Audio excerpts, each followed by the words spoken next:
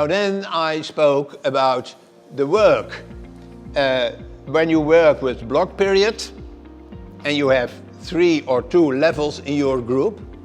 So let's take the example of arithmetic.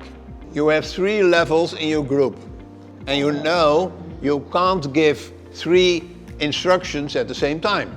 So you give instruction for one group, the others work independent. I told you yesterday. And when the children leave the instruction, they do their work independent. And I always advise to give instructions for 1 or 2 or 3 days. Not only work for 1 day, but work for several days. So you must have an overview for yourself of your weekly program, because then you can decide how many instructions I have to organize. And my experience is it's not necessary to have every day an instruction. The instruction is related to new stuff. And when you have an overview, you can see, okay, when do I have instructions at Monday, Tuesday, Wednesday, and so forth and so forth. The other example is that you, for instance, you have instruction for arithmetic for level 1, and the children of level 2 and 3 do exercises about language of reading. The children, in my case, I will tell you a short story. My children always get every Monday a kind of overview, and we named it contract work. And contract work is, these are the exercises for this week to do. And I have an overview for level 1, for level 2, and for level 3. In general, for everyone the same, except the children who has difficulties, and then I change some aspects of the formula. And we stimulate that the children pay attention to their work and control their work. So you must work on the aspect of trust the children that they control their work in the right way. This is also an image of a school living room, and you see some interactions. And these interactions take place at the same moment. And you see all kinds of table groups. And you see there are children without lines, they work independent. But in the left above, they have a conversation. They help each other.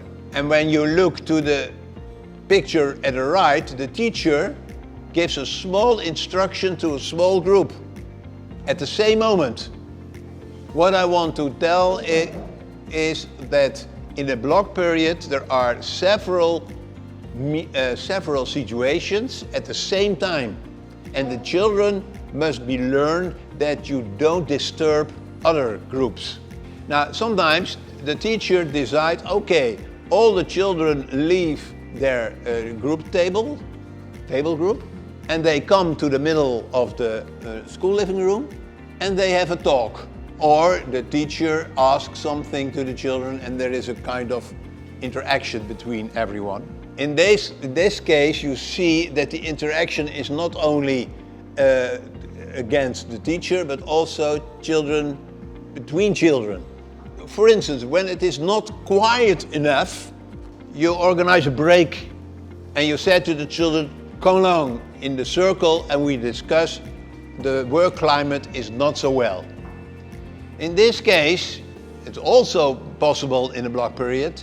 You see, the teacher decides to have an instruction in a little circle, and the children of the other level are working independent on their group tables. And now he decides to have a small instruction in one table group. He decides to speak with one table group and not with the others because the atmosphere was not so well in the specific table group. And you don't speak to the whole, no, you speak only to them who don't work well.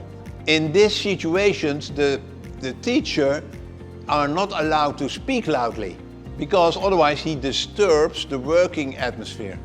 All those activities must be in a kind of silent atmosphere.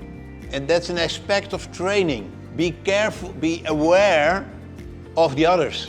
我们的台湾就有教科书啊，那在耶拿的学校啊，他们有类似教科书的东西吗？